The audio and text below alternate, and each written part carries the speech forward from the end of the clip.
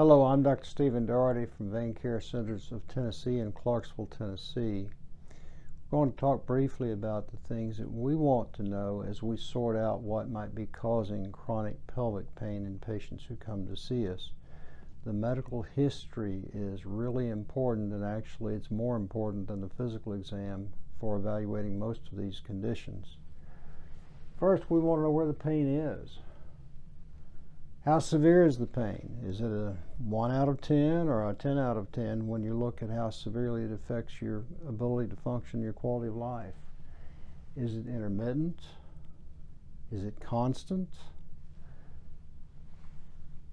Is it throbbing? Is it aching, burning, stinging?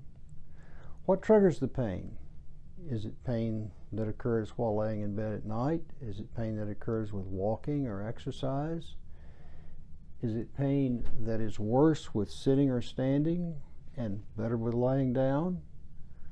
Those are all important things to sort out what's going on, because those different activities can do different things to our body. Another thing is it affected by vaginal intercourse? Is it pain deep in the pelvis with intercourse? During intercourse? Is it pain after intercourse? If so, how long does it last and how severe is it? Those are all important things that affect our way of thinking regarding what might be going on causing the pain. We'll talk next about other things that are associated symptoms that may affect our thinking as well. So, symptoms other than pelvic symptoms that might shed some light on the causes of the pelvic symptoms are important. We want to know about leg pain or leg swelling. Some patients with leg pain and leg swelling have it because they have obstruction or blockage of veins in the pelvis that also cause pelvic pain. So that's really important. If there's low back pain, there are many causes of low back pain, one of which is blockage of veins in the pelvis with blood flow around the blockage through little veins that go around the lower spine, causing pain that's difficult to sort out with MRIs, and occasionally we can make a very big difference in that respect.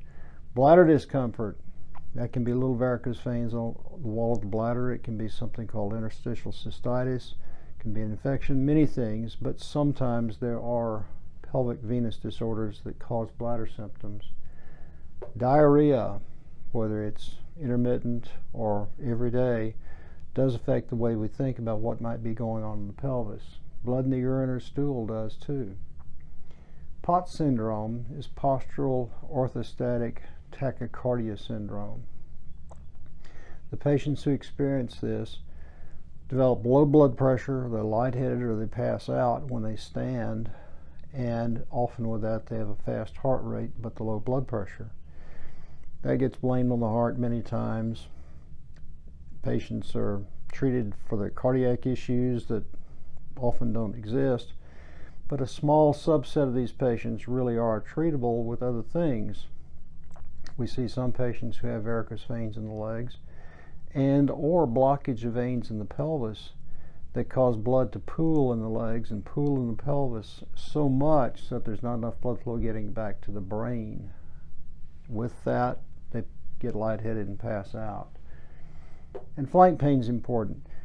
Flank pain, particularly in the left flank, sometimes is associated with blockage of a vein draining the left kidney, forcing blood down the ovarian vein into the pelvis, causing pelvic pain. That's a very important finding, and so things as remote as the feet and the flank can actually be related to pelvic disorders.